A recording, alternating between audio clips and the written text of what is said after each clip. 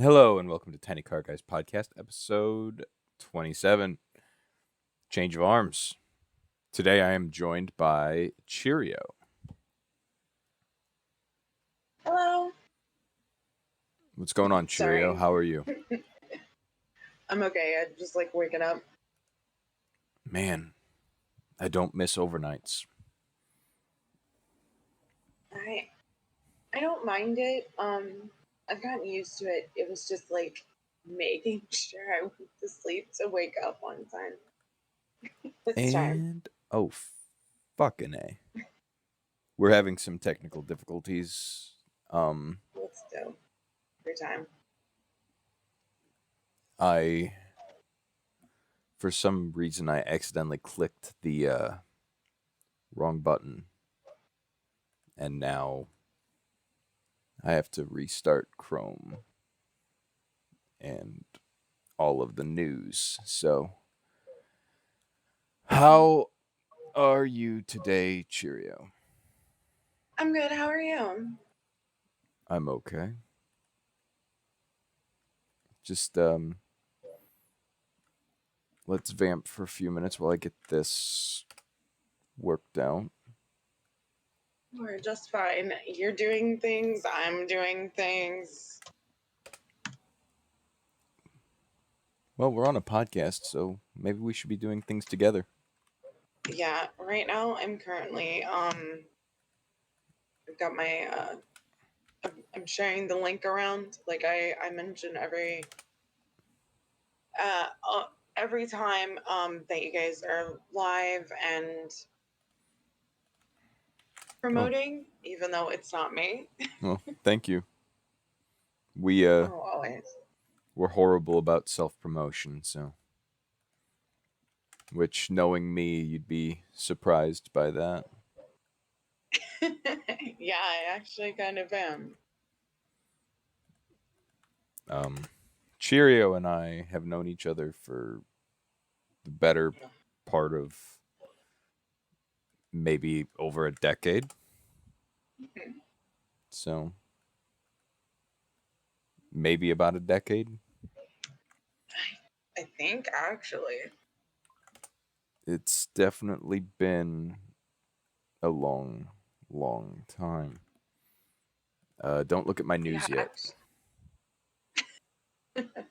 It's actually been over. It's been over a decade. I have, 13 years.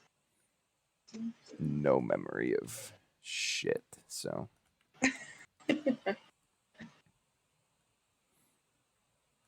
I can barely remember how old I am some days, and I get shit about that all the time because, you're not that old. How can you not remember how old you are? Well, I know my birthday.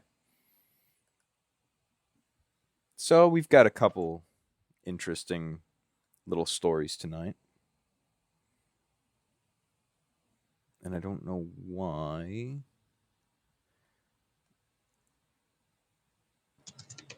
Chrome is freaking out again.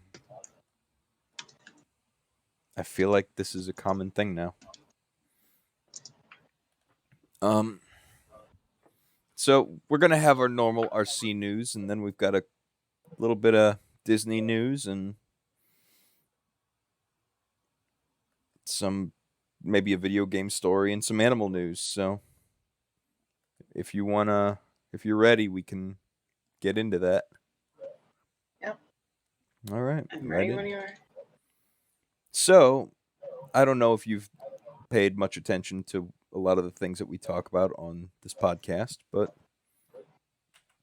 Traxxas recently put out a new a 2021 Bronco.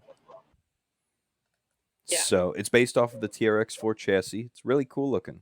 It's got, here's a lower picture of it, but Club 5 Racing has put out a new aluminum skid plate for it, modeled after the stock version.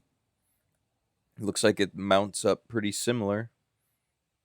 It'll replace your original plastic, skid plate, and servo guard with a nice new metal one. That's definitely interesting. That actually looks really nice. Yeah. I need to look. I'm gonna use this opportunity to immediately go off track. And we're gonna look at a couple things real quick. So, I'm gonna just spread that out. There's Matt in the background. Model showroom. Where is. If you see the Broncos, let me know. There's 1979 and 2021. Yeah, that's so weird. Because you look down low at the steering geometry on this guy, and it's all geometry. Let's look. It's straight geometry. You know, that's got no bend in it at all. But based off of the pictures that we were just looking at, this one looks There like it should be. should have. Say what? Yeah, that there should be like a bend in it. Yeah, there's the stock one. Geometry, does it? No, it's looks like it's still straight on the stock version. So they must have done more than just upgraded the they must have added a whole new front linkage set on this guy. Cuz it looks like they've got a different diff cover on here too. The shocks look the same. Maybe aluminum D-rings up here. So aftermarket wheels maybe. Huh. There's one for the Defender and the TAC unit. I don't know why it would say those are different because that's basically the same truck. Um oh, and I think this is the one that Sam had the other week. Mm-hmm.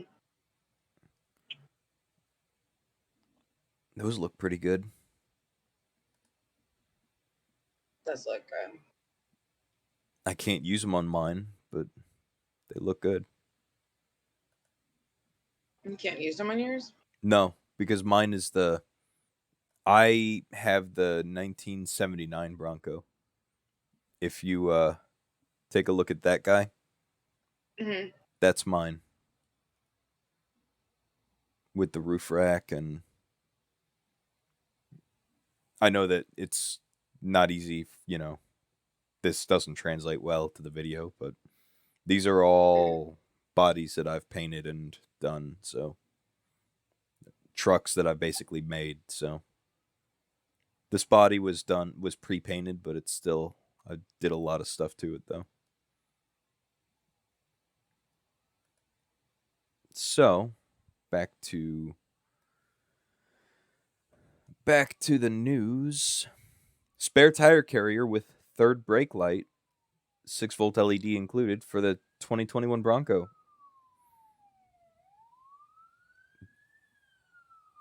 There's Johnny Law. If you kind of look at that, it looks from afar it looks pretty good. When you see kind of like the up close and without the lens on it, it doesn't look as good. But it's got the little hex to put the wheel on there. It's got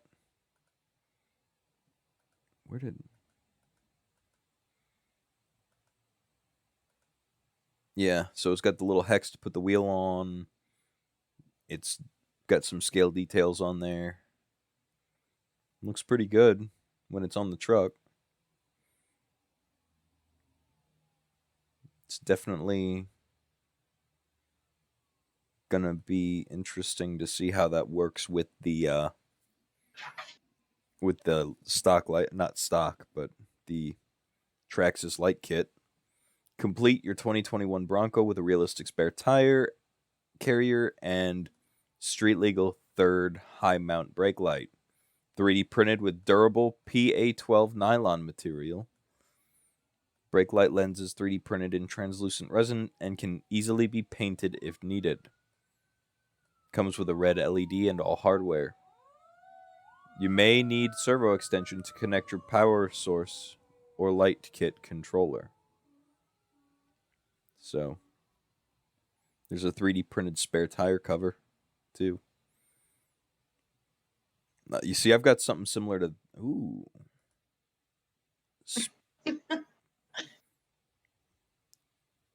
Where? Come on. This says the legend returns.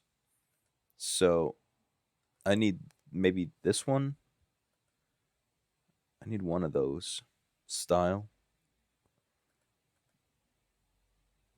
Yeah, because I've seen so many pictures of you like with Sam's car and Oh God, look at that. That's just like this one that's a nice one. I like that one. mm-hmm, You see if how much is this? $10.99. Oh God. I mean it's like $3 more expensive than the one that I have on there, but and I wonder what the quality is on that. Oh, it looks like it's gonna be pretty good quality because you see mine Yeah. doesn't have the drawstring. Mine is basically just a little thing that goes on there. So, okay. Is this for 4.8 tires or outer diameter 120 millimeter? Yeah. Looks like. I'll Looks, yeah, it looks like you might have to bookmark that for later. 2021 Chevy Silverado clear body for the E-Revo and Max. So this is how your bodies generally come. mm-hmm. Then you can do something similar to like this. Like, look at that. That's a good looking body. Mm-hmm. That there, it's pictured here on the Max,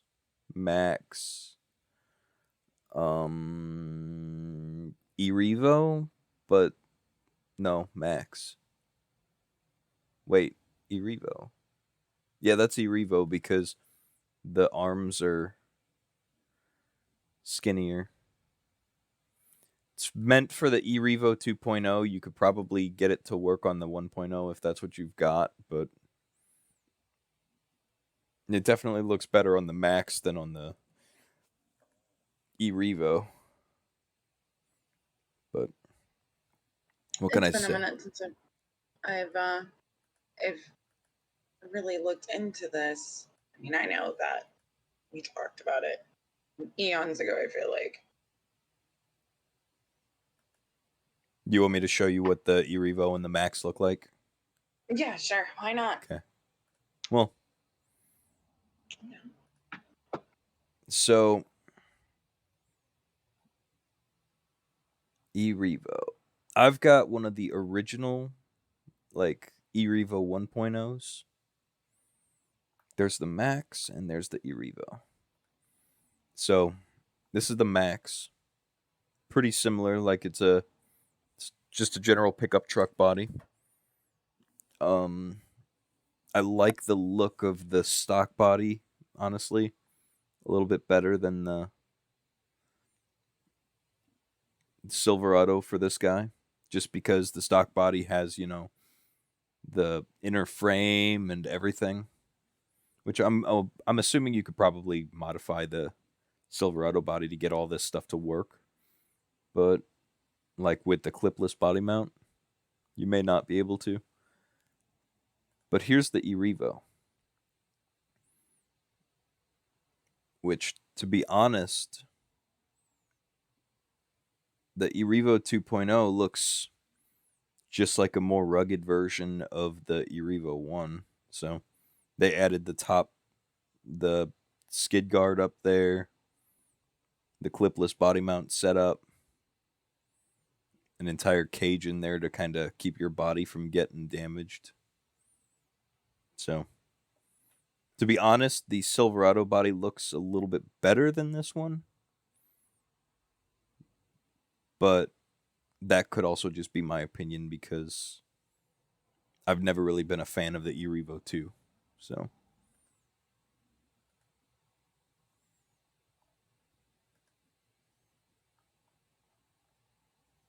the Max is a really cool truck, though. That's the style that I have. Except my A arms are blue, and I have metal drive shafts. So, anyway. So the ProLine 2021 Silverado body starts out at $44. You can add paint to it. Well, you can buy paint with it, I should say.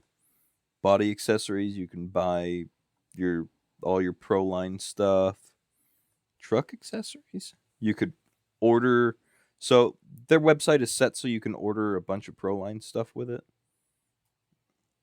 ProLine extended front and rear body mounts for the Revo. Definitely an interesting little setup that Horizon has these days.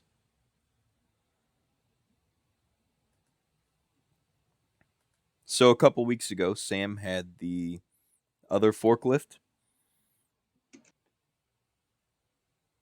So this week we've got a 1/14 scale grabber telescopic hydraulic RC forklift from RC 4-wheel drive. This guy starts out at $2,799.99, but you're saving $644 from the original $3,443.99. Due to the size and weight of this product has to be shipped in its own container. It will be shipped only by expedited shipping service 5 to 8 days. This requires an extra shipping surcharge of $170 to ship anywhere in the US and all international countries due to the size and weight. So, it's got a bunch of metal parts, 3 replacement tools, a hydraulic gripper, molded steel bucket, and pallet forks, a 10-channel 2.4 gigahertz radio, a optimized steel hydraulic system, heavy-duty hoses, scale operator station can fit a driving figure, scale interior, EVA rubber tires, comes in white, gray, and green, powder-coated, nope, that's already what I just said, static alloy axles, and front and rear differential locks, first gear and second gear transmission. That's just the battery size, scale 1/14 scale, 9.20. This thing is 20 pounds.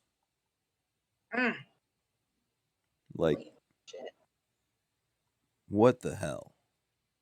I'm not saying that this thing is a waste of money, but oh my god. You don't. 20 pounds. Everything that I think the biggest one that I have is maybe. Let me do some math here. I want to say maybe about 20 pounds, but that thing is huge in comparison to this thing. You know? Data. Weight. Yeah, 19 pounds. So the X-Max is 19 pounds. This thing is the weight of a freaking X-Max. And it's less than half the size. Takes a 3S LiPo battery to a short pack, too. With an XT60 plug to run this thing. And you have to get the hydraulic oil as well, it looks like. And Which you is going to pay. be another $30.99 for 14 ounces. Jesus. It's okay. It's okay. Because when you get into stuff like that, it looks like olive oil. That's what I was just thinking. When you get into the big, not big stuff, but the, stuff like that, like this 14 scale earth digger, Mm-hmm. freaking expensive. This guy's $2,780. God bless. Oh my goodness, that is. Now $200 for a slash doesn't really seem that, No, not at all. Actually, I would rather a slush.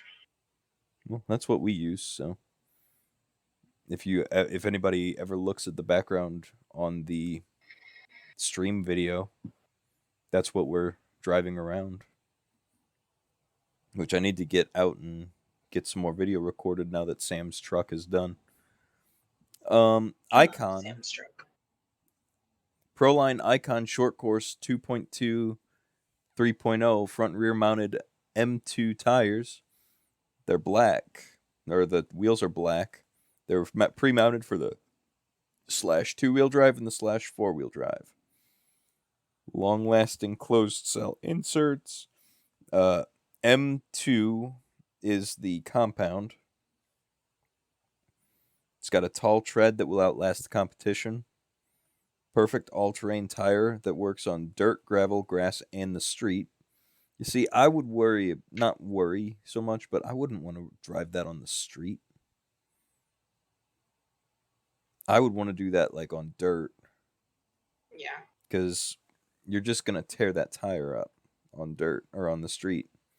There it is mounted on what looks like an Arma Senton. So,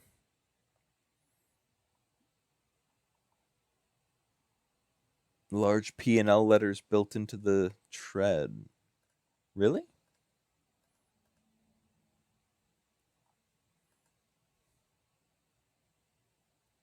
Oh, that's clever. Do you see it? Yeah. Huh. Barely, but I see it. That's interesting. Okay. Alloy machined front portal axle conversion kit for the Axial SCX-10-2. So the green Jeep on my desktop, that's an SCX-10-2. Add strength, color, and good looks by upgrading your stock SCX-10-2 axles with our new alloy machined front portal axle conversion. Each conversion assembly features alloy housings, alloy sea carriers, metal internal gears, heavy-duty drive shafts, and also includes new steering linkages. Simply replace your stuck knuckles and sea carriers with this conversion to transform your rig. The alloy machined front portal axle conversion is available in 3 different colors. What colors are they available in? Looks like black, maybe green and silver.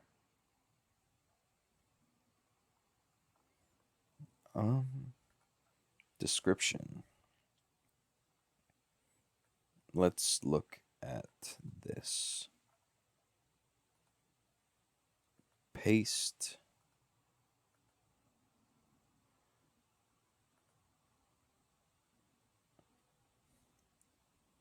Looks like red, black, and silver.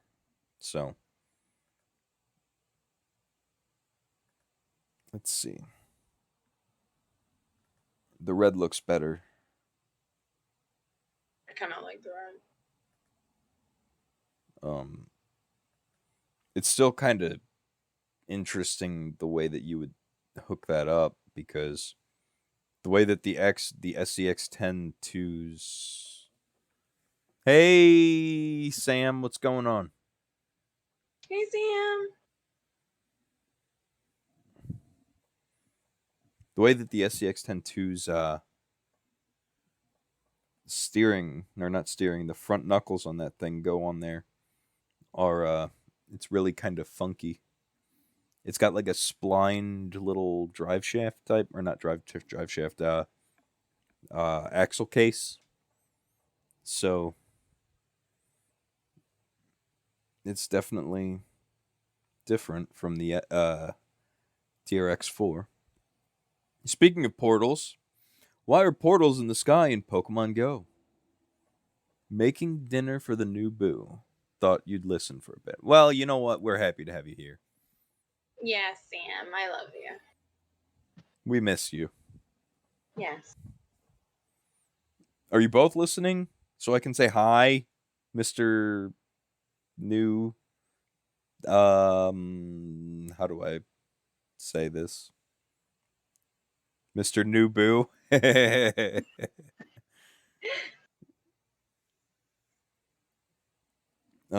Ultra Unlock Part 3 is underway in Pokemon Go, bringing Sword and Shield Mon, Zacian, and Zamazenta, and strange rings in the sky to the mobile game.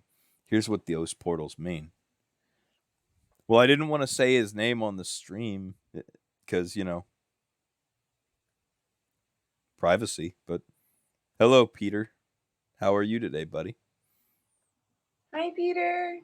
If you've played Pokemon Go during GoFest 2021 and the Ultra Unlock event, you'll have no doubt noticed some odd rings in the sky on your overworld map. But what are they and what do they do? Here's everything you need to know. Hoopa rings in Pokemon Go. The portals in the sky have been created by mythical Hoopa.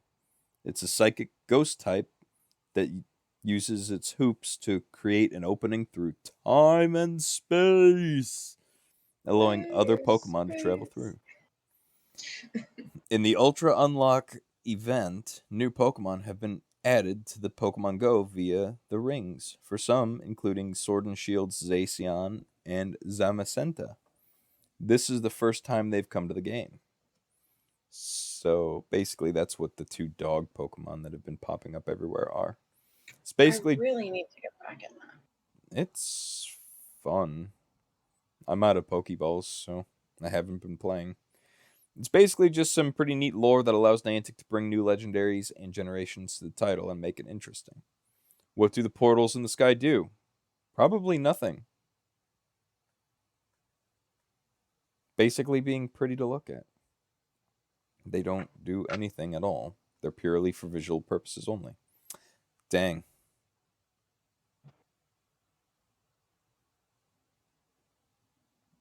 Niantic could be forced to reveal Pokemon Go shiny odds and item drop rates. Maybe breaking Google Play Store rules by not disclosing rates for item drops, shiny Pokemon, and more.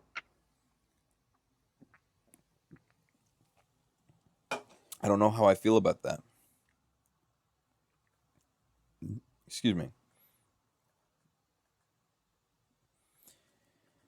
I mean, the thing is, with shinies, it's not even like a huge part of the game. There's no like advantage to having a shiny. Generally, shiny Pokemon actually suck ass. I mean, you're not wrong. I mean, I have a few shinies in there. They're not bad. I have a couple good ones, but nothing like Like outstanding. yeah. I've got my set of 4-star Pokemon that I use for everything though. So I that's basically have nice.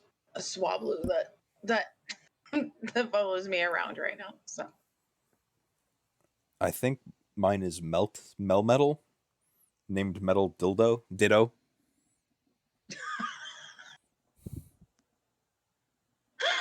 Ditto.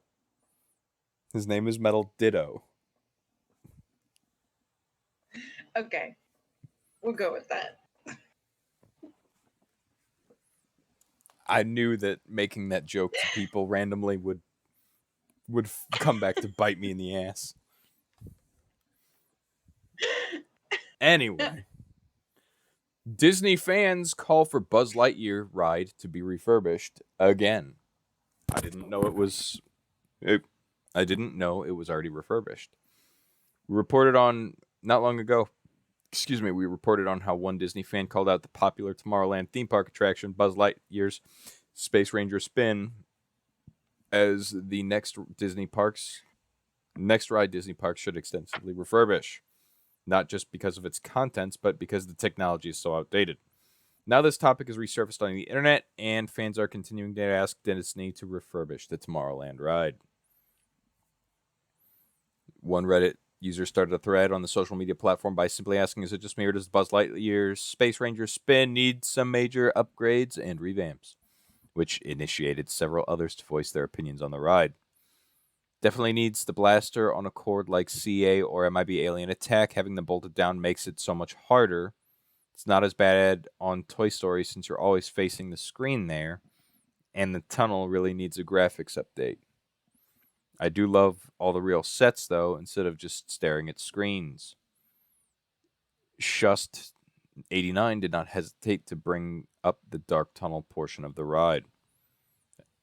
The tunnel felt like the budget ran out, and that was the cheapest option. Another user who goes by blanks compared the Disney World version to the Disneyland version, saying the Disney World should bring removable laser guns. Okay. And this is something. Okay, this is getting to be like interesting. Not interesting, but stupid. So basically, they want. Reddit wants this ride redone. So Yeah. hopefully Disney will do something cool about that. Maybe do something cool with the ride. Maybe turn it into like a horror themed ride. Or doesn't Buzz Lightyear have a movie coming out this year? I'm not sure. I really. Or was that I'm conscious. or is that an April Fool's joke? Probably an April Fool's joke. Anthony Mackie signs on for a fourth Captain America film. Ooh. The Falcon and the Winter Soldier was just the beginning of Sam Wilson's journey as Captain America, and it seems his next step will be on the big screen. So is that my question is it just going to be Falcon and the Winter Soldier the movie? I mean, because they probably want to make sure that they have they have more like options for other films too. Yeah, I mean this is kind of the last one that you would think would be a film. You know? Especially since Falcon and the Winter Soldier really didn't add anything to the MCU. I don't know if you've watched it yet. Not yet. Yeah, I mean, it basically brings Sam Wilson to the point where he's finally becoming Captain America, which in the Endgame, at the very... Have you seen Endgame? Nope. No? No, I live under a rock. Do you have Disney? No, I don't have Disney Plus. I had it, and then no, I don't. Watch Endgame before I spoil shit for you. God. I mean, it doesn't matter. It's already been spoiled for me. So, okay, fine. I'll just do it. Basically, Steve Rogers gives Sam Wilson the Captain America shield at the end of Endgame. And it takes all of Falcon and the Winter Soldier basically for whatever 10 episodes for him to finally be like, "Yeah, I think I can be Captain America." It's like the dude who previously was Captain America knew you could do it. He knew that you had, you were the best man for the job. He chose you over his best friend that transcends time and space, Bucky Barnes, to be this character or to take up this mantle. So just do it, man. Just do it. Instead of like Make fucking. dreams come true. Well, he doesn't do that, is the issue. What? Yeah, he Oh no. basically. Falcon, at the beginning of Falcon and the Winter Soldier, it's revealed that he gave the shield to the government and What the? didn't take up the mantle of Captain America until like the very end, at which point he becomes the Falcon mixed with Captain America. Which I don't know. It's all a mess. And then they're basically like fighting super soldiers or people who have like the super soldier serum, and somehow it all goes like way off the rails. Anyway, not to talk shit about Disney. Walt Disney's personal plane Walt Disney's personal plane remains abandoned at Disney World. With the majority of Walt Disney World always looking magical, it is hard to imagine there are sections that may look a little abandoned. What's this?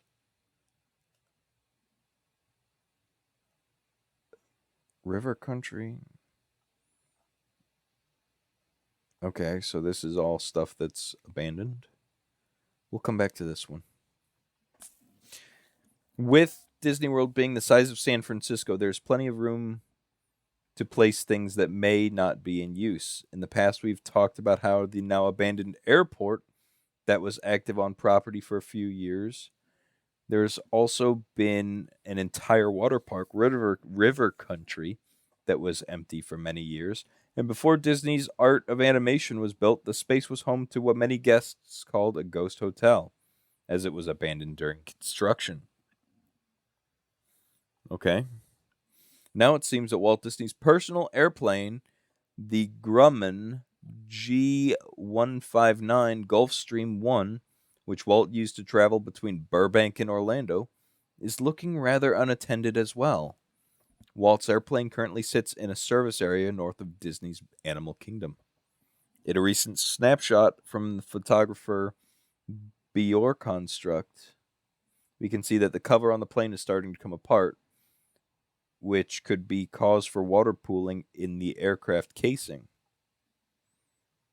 Looks like part of the tail is exposed, and rain could be collecting inside the plastic. Oh, and it's bringing up Twitter.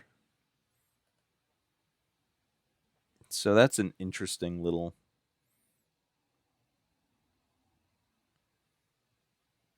Definitely an interesting little thing.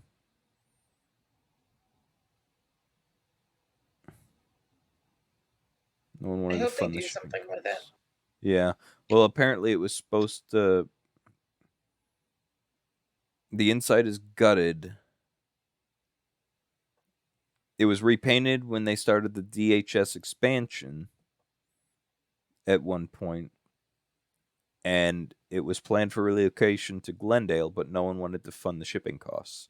Disney optioned it to Florida Air Museums, but no takers.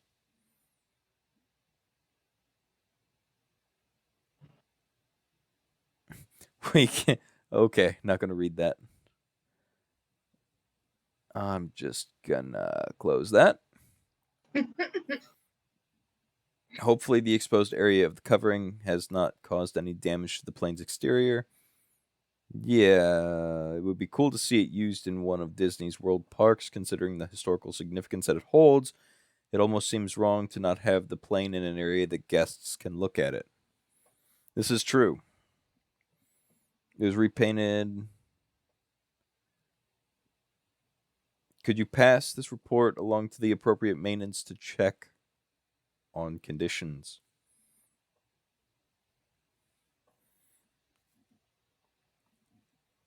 The question is, like, you would think that they would just like stick it, find a place to stick it on display and leave it there, Yeah, for like pretty it up and historical. significance too. Yeah. Well, I mean, I have never really paid much attention to the Gummin G159s, but I know Gulfstream sounds very. I feel like I've heard that before, and it's super, super old. yeah. It's like it really is like a piece of history from back then.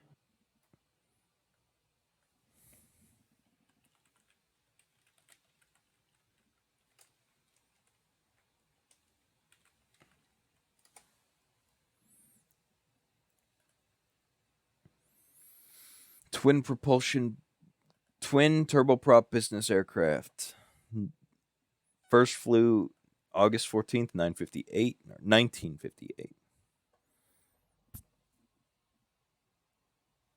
So only they only, as of August 2016, a total of 44 Grumman Gulfstream 1s remained in service. Interesting.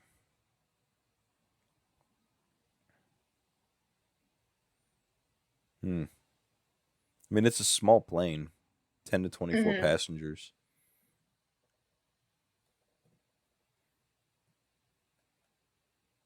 Um, so 3 Disney abandoned projects. Do you have what is it? Um, fuck, what's the game? Human Fall Flat or no?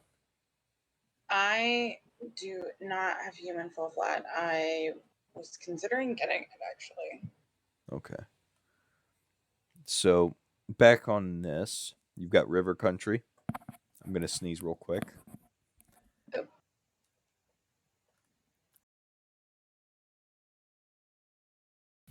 All right, bless you. I'm back.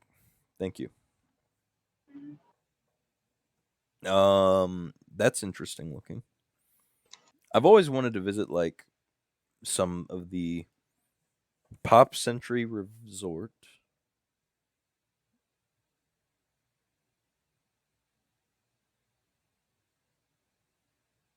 I've always wanted to visit some of the abandoned stuff at some of these parks. Riverfront Square. So basically, that's like,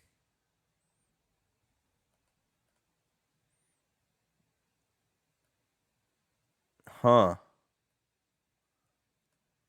based on Old St. Louis and Old New Orleans. Western Riverboat Ride. In the riverfront area of St. Louis in 1963. So this would have been about 2 blocks north of Bush Memorial Stadium. No idea. Anyway, Super Mario Yeah. 64 is now technically playable on PCs and mobile devices. With news that Super Mario 64 is now playable on Xbox.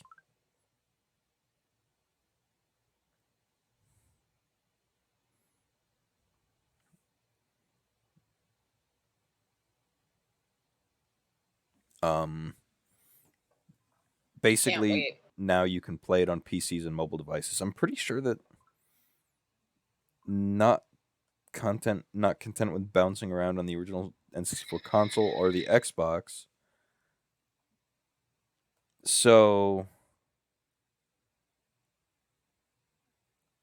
apparently, and the thing about it is, I'm pretty sure that everything is more powerful than everything modern is a lot more powerful than the N64 now.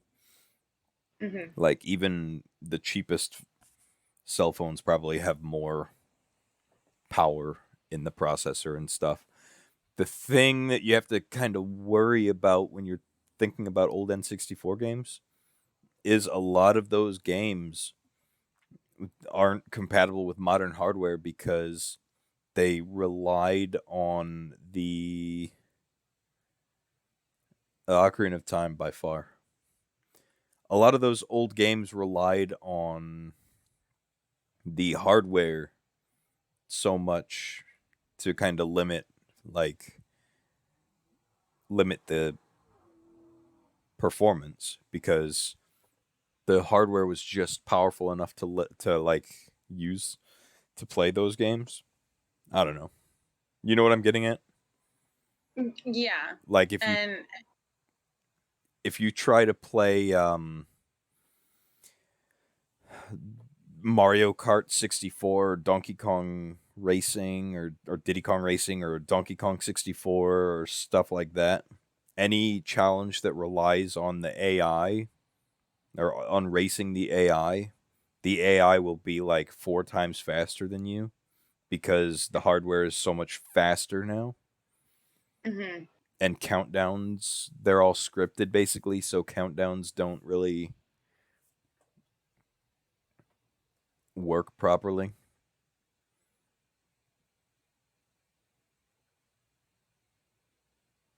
So things that'll take like, let's say you've got a race that's supposed to last 3 minutes, it'll last maybe 2 minutes. Strange wasp nests glow neon green under UV light. While trekking through the tropical forests of North Vietnam, scientists unexpectedly discovered wasps' nests that glow fluorescent green under UV light. The nests, which look like a cluster of hexagonal cells, were built by several species of paper wasp, all belonging to the genus Polistes. The wasps seal off the underside of the hex cells, so-called cocoon caps, made of silken fibers which protect the glowing larvae within. And for reasons yet unknown, these cocoon caps emit a strong greenish yellow when exposed to UV lights between 360 and 400 nanometers in wavelength.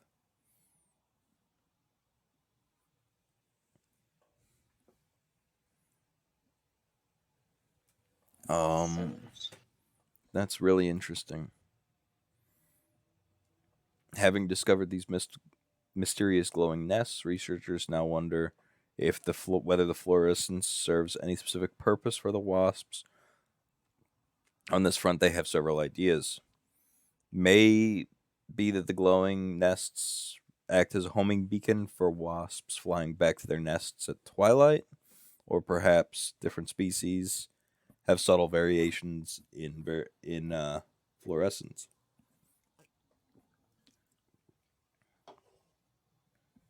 Anyway, pretty cool.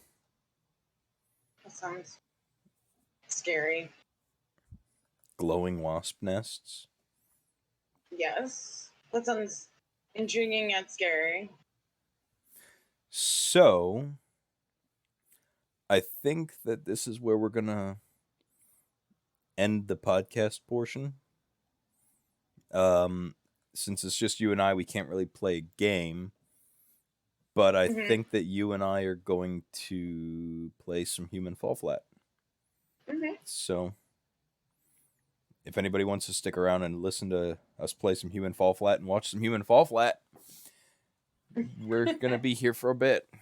Um, anyone who does not, have a wonderful, wonderful evening and enjoy whatever you're doing.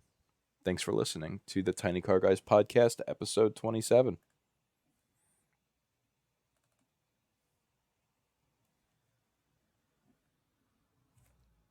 Okay, so with that, I'm starting up Human Fall Flat.